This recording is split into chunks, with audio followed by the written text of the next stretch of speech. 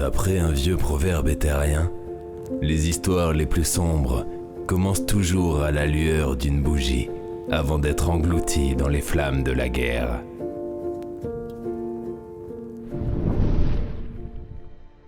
Notre continent, Etheria, était autrefois partagé entre 4 nations, disposant chacune d'une puissance magique considérable. Afin de satisfaire leur soif de grandeur et de pouvoir, les 4 pays érigèrent chacun une tour de haute magie, symbole de force, de suprématie et de gloire. La Réganie, détentrice des flammes du sud, la Gadonie, au vent cinglant de l'ouest, la Scyphie, fière rocheuse de l'est, et Égilium, la grande marée du nord. Avec la puissance au bout des doigts, l'ambition des mages était devenue trop grande pour que l'équilibre puisse être maintenu. Ils cédèrent à la tentation et une guerre éclata, et avec elle, le continent tout entier. En se fracassant de plein fouet, la magie produisit un gigantesque cataclysme, annihilant le continent tout entier, détruisant les 4 pays et plongeant Etheria dans les ténèbres et la souffrance. Ce fut le temps des larmes. Renaissant lentement de ses cendres, Etheria réussit à se relever et à s'unir sous une même bannière, celle de l'Inquisitium.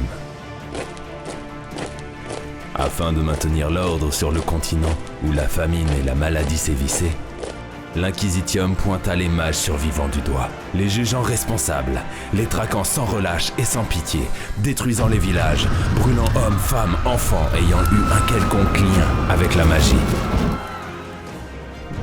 Mais tout espoir n'était pas perdu. Un homme se dressa contre l'Inquisitium et défia leur autorité en érigeant dans le plus grand secret la 5e tour, la grande académie des mages d'Etheria, qui aura pour but d'offrir asile et protection à tous les mages qui se présenteraient à elle. 50 ans plus tard, l'homme qui érigea l'académie disparut sans laisser de traces, et un nouvel archimage doit être nommé.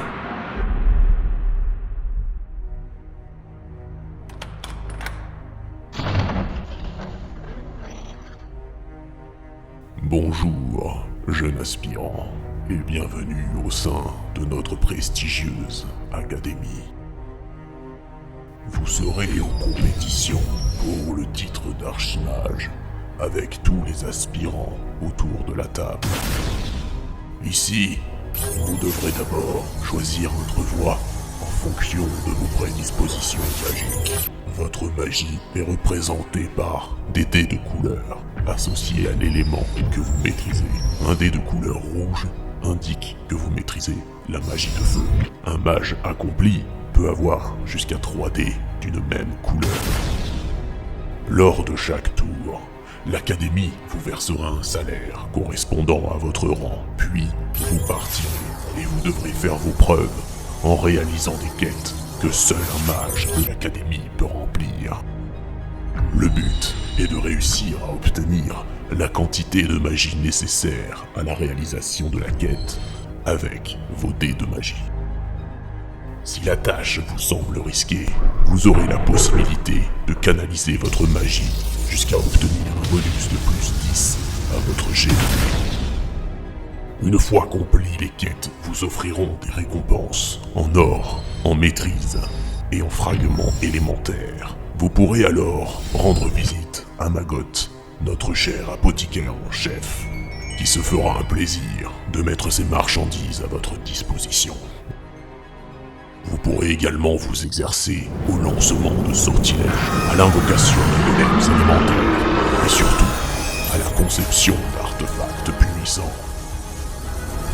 Les artefacts sont des objets prisés et l'Académie vous rétribuera si vous lui en apportez en vous faisant gravir les marches et les échelons au sein de l'Académie.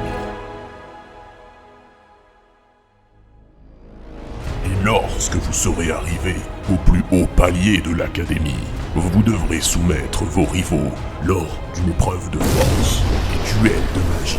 Vous devrez jouer de ruse et d'opportunisme pour vaincre vos adversaires. Seul le mage le plus puissant et le plus déterminé atteindra le rang d'archimage de l'Académie.